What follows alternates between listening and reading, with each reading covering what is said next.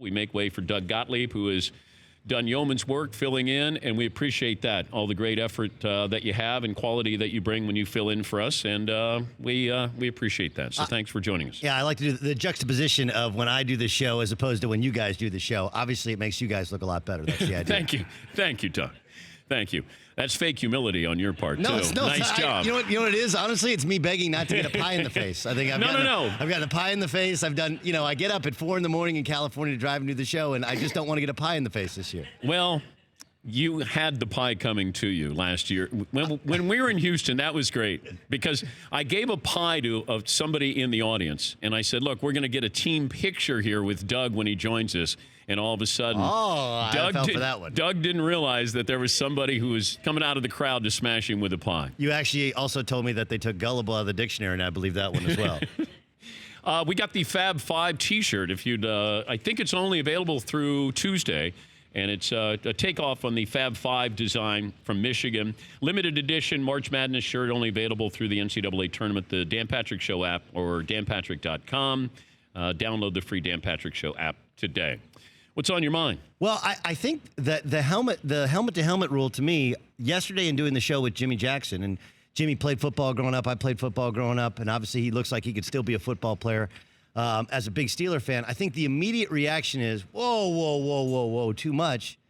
But then you stop and you take a breath, and it's pretty obvious that the NFL has to react to what so many former players are going through. And I mean, look, if you even look at the Saints play in which was Marcus Williams, the rookie from the Saints, the reason he didn't make that tackle wasn't he was trying to avoid a penalty. It's that he was leading with his head. He was the rule when we grew up playing football, anybody was see what you hit. He had his head down, and that's what they're trying to take out of football. And you have to take it out from the top down because raising a 9-year-old son who wants to play tackle football, and I haven't let him yet, everything they see on Sundays is what they do on Friday nights. Yeah. And I actually in the 3 hours of doing your show yesterday, I came to agreeing with the idea of it. Is it, as you pointed out, it's hard to decide intent, but they're not saying every time there's helmet-to-helmet they're ejecting, and there's going to be some mistakes, and there is some gray area. But the idea is, like when a quarterback slides, if you lead with your helmet, you got a chance to be gone. I don't see anything wrong with that. But if you're looking at this if you lower your head. It used to be, a defensive player lowers his head, then it's a weapon. Why is it, and we've been saying this for the last 4 years, you can lead with your helmet as an offensive player, but we don't look at that as a weapon. But part of the rule is that now running backs and linemen can be included in it. Why? I don't know. I mean, and look, part of what we love in highlights is the running back trucking the cornerback or the safety and lowering his head and running over him. I don't know what you do with that call. I don't know. But I do know that the idea of what happened with Ryan Shazier, does he need to be penalized in addition to coming back from potentially being a quadriplegic? Probably not. That would, that would be double jeopardy. But I think the idea of it is the right one, which is like, hey, look, offensive players can spear a guy, defensive players can spear a guy. If you lead with your helmet, if you try and hurt somebody with the crown of your hat, you have a chance to be ejected from the game. And I don't think anybody, if they take a breath, thinks that's actually going to change football. I had a couple of basketball things. Marvin Bagley Jr. III decided he was going pro. I've seen some mock drafts where it sort of fluctuates. It feels like Ayton is the best player. But if you had the number one pick overall, I would take Bagley. And look, I understand that Ayton looks like a man. He looks like Billy Madison playing dodgeball, right? Like we all look like children around this guy who's a man-child. But if you watch the way the NBA is played, you have to have versatility on offense. And look, I'm not taking in any way shots at Ayton, but I don't think he helps you as much on offense, is as versatile. He can play in as many different lineups as you can play. You can't play small ball with him. And if you watch the NBA, if you watch college basketball, I mean, really college, the NBA has stolen from college, who has stolen from Europe. Small ball is here, and it is here to stay. And it's because of, and this is a lot like the NFL, the way the game is officiated. Until they figure out how to clean it up around the paint, where you can't put an arm bar or put, or just mug a guy. So it's hard to, there's a reason that a post-up is a low efficiency shot. It's because the defense is able to mug you. And so players are developed facing up from the basket. I think Bagley helps you far more at the offensive end. Obviously, right now, Ayton helps you more at the defensive end, but there are lineups to which you can't keep him on the floor. As agile a big guy as he is, I don't think you can keep him on the floor against a small ball lineup.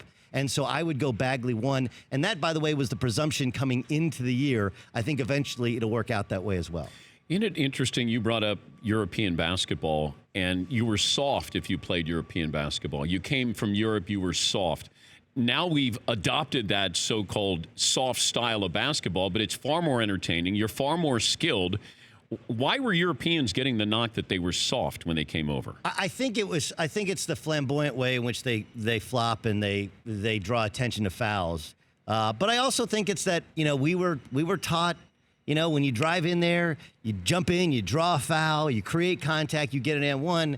And, when we grew up watching 1980s and early 90s European basketball, they're driving in, they're kicking out for threes, and we're like, dude, that's soft, right? Shooting a 3 instead of a hard 2 is soft. And then you're like, wait a second, there's a certain kind of math to it. Maybe they know something we don't. And yes, they still smoke in Europe. Yes, some people still don't wear deodorant in Europe. I would still much rather live here than there. But they were ahead of this 3 is more than 2 thing. But was Paul Westhead ahead of? Did he understand European basketball at Loyola Marymount? Was that anywhere? No, that was in terms of pace of play. That wasn't an efficient style. What he did understand, and I think, look, I got a chance to coach a team in Israel last summer, and you either adapt or you die, right? And we played the Israeli national team. We were getting run off the court. And I was figuring out, what are we doing wrong? And you start to realize that the 24-second shot clock, you have to change the way you coach completely from a 30-second shot clock. In that ball goes in the basket, you pick up and you press three-quarter court so that you don't have to defend nearly as long. And so I think even college coaches have struggled to adjust from 35 to 30. It does change the game. So I think that what Westphal did, going back to Loyola Marymount, was they played tempo. They didn't play defense. That was about they were winning based upon conditioning. I remember when they had Bo and they had Hank, they were playing Oregon State and Gary Payton, and I think Gary Payton's team had 72 at half, and they were up 20 at the half. And then all of a sudden you get to late in the second half, and they couldn't make a layup because they won based on conditioning. They were tired. Not based on efficiency. Yeah. So I do think there are some coaches that have been ahead of it. His was more about pace of play and conditioning than it was about the European style per se. The guy, Paul Westphal, I think also captured some of this. And then you look at the Mavericks, maybe were the first when they played small ball, Nelson. Yeah, and Don Nelson, or when you go to the Suns and Mike D'Antoni, when he brought kind of the Sean Marion becoming a power forward, changed the NBA forever. And then of course now you put Draymond Green as your center, and that's set the NBA world spinning to where you look at. What's the kid name? Did you guys watch the McDonald's All-American game last night? Zion Williamson, right? So Zion Williamson's a dunking monster. Left-handed, not much of a shooter. He reminds me, there's a kid named Shea Cotton that was a couple years behind me in Southern California who never made in the NBA. He was actually on the cover of Sports Illustrated as he was going to be the first guy to go straight from high school to the NBA, and he actually never made it.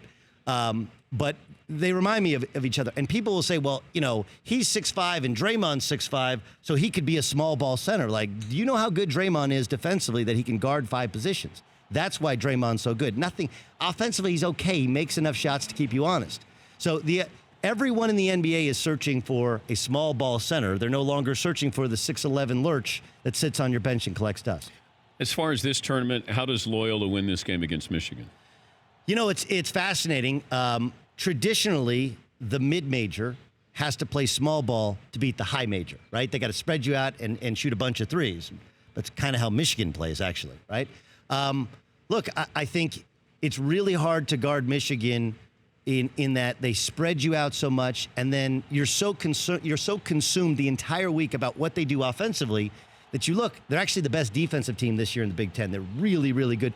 But coaches, I think, by and large, they all come out to the Michigan game going, we didn't worry enough about their defense. How are we going to score? And this is a Michigan team that could have been beaten by Houston. Yeah. I think what you have to do is they're better 5-as-1 than they are 1-on-5.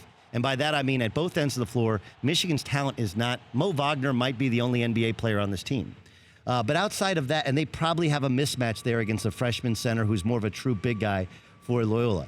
I think you have to do what Houston did, which was Try and isolate their defenders. They're really good doing what's called loading to the ball. Villanova does that. You put the ball on the floor, everybody is around the basketball. They make you kick it out, and they got active hands. I think you got to spread them out. You have to turn the ball over side to side and find the weak link defensively and attack them individually. It's the same thing offensively. You have to make them beat you going one-on-one, not constantly playing scramble defensively where they penetrate in and kick out, and you don't know who you got, and they make a jump shot.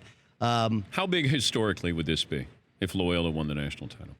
I think it would be massive. I kind of think at George Mason, because they probably shouldn't have been in the tournament, would have been bigger and taken down, Florida, who won 2 national championships. But remember, when Butler got to the national championship game, they were a preseason top 10 team with 2 NBA players.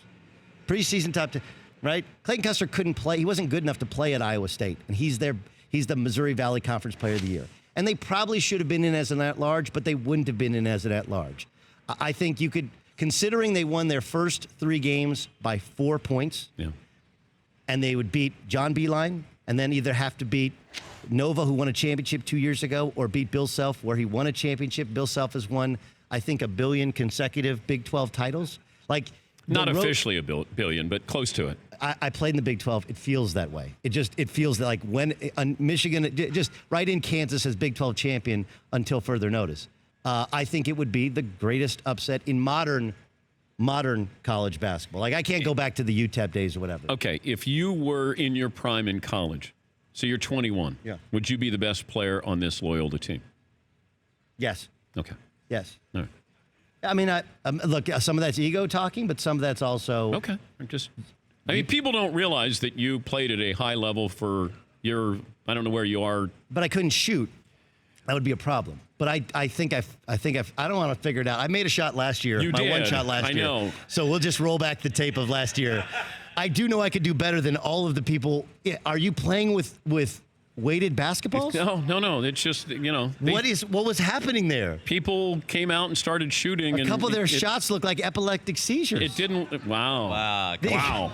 That's not necessary. It was. I almost felt like they're pulling your leg. Like they were, all right, let's get Gottlieb up here. Here's He'll the throw up a bad brick. part. And now they're all just going to start throwing it in like Pleasantville. If Gottlieb's making fun of your shot, you know you got a bad shot. My shot looked really good until the result. That was the problem. Wait, did you have the yips? Yes. And did Markelle Fultz have the yips? I absolutely think he had the yips. By the way, when he came back to Philadelphia, he got a warmer reception than like war heroes. Yeah. They were like, Markelle's, it's like he had a bad shoulder and wasn't playing well, and so they sat him down, and he got the warmest ovation I've ever seen out of Philadelphia. I will tell you where my yips started. The first ever Big East game in Notre Dame and Rutgers history, played in the rack. We had a 14-point lead, and they started to come back. And I got to the free throw line, and I airballed the first one, and I made the second one. And we get back to South Bend the next day, and it's a Sunday, and I have a red light blinking on my phone in my dorm room, and it was from Coach McLeod's secretary, Coach wants to see you. And so John McLeod would never call you out. He was a former NBA coach. He'd never call you out in front of the team. And he called me in, and he wanted to talk about the game the previous night in Piscataway. And he said, Dougie, what do you see here? And we put on the tape, and we're not watching the actual game. We're watching my free throw. And I was like, well, that's an air ball, coach. And I go, well, but I made the next one. I'm like, all right, what else do you want to watch? And we watch it over and over again. And so we go out on the court at the, now it's the Pavilion, Purcell Pavilion. Then it was the Joyce Athletic Convocations at the Jack. So we go on the court, and he never played basketball, ever. He was a boxer, and he swam before games. And so he actually called Denny Price, Mark and Brent Price's dad, who is his former assistant coach, a shot guru. And he starts, working with my shot. I want to get your left hand in front of the ball. And I start shooting the ball like 1950 style, my left hand in front of the ball. And I think between that and some of the pressure, and honestly, like I lifted weights, I got jacked. That was back when creatine first came in at Notre Dame. I'd put on 17 pounds of muscle. But not steroids. No, just creatine, just water weight. You look a lot better than you actually are. I couldn't make a shot, and it kind of gets in your head, and then you get fouled, you get to the free throw line, and everybody's watching. You're like, dude, I'd like to be anywhere but right here, right now. And then if you go back in college, you watch. I would have times when I was shooting, good percentages, and then I lose it. It would feel like stage fright. And so, yes, I think Markelle Fultz had stage fright. Okay, during this live look-in, Yeah. Are you going to have stage fright shooting a 3 here in front of this audience? Yes. But Maybe. you I hit don't it know. last year. I don't know until I touch the basketball. Like right before you're about to shoot, you'll feel like your legs just go. Just go. All right, well, then we'll see. We'll take a break. Frank Martin's going to join us. One of the all-time great guys. He wore his basketball shirt. Like, he's ready to play. Coach is ready to play. I was going to wear mine, but we had this, like, deluge last night, this rainstorm last night. I had no idea what the weather was going to be like. Yeah. I remember Peter King wore a pair of shorts one time at the Super Bowl. Not a good look. That wasn't strong. Yeah. But just camera angle was not good that day. Just not good. And I think he had John Stockton shorts on, too, so that didn't help as well. Those are back in style now. Yeah, I hear that. All right, he's Doug Gottlieb. Doug, thank you for stopping by. For more Dan Patrick Show, tune to Audience Channel 239 on DirecTV or download the Dan Patrick Show app.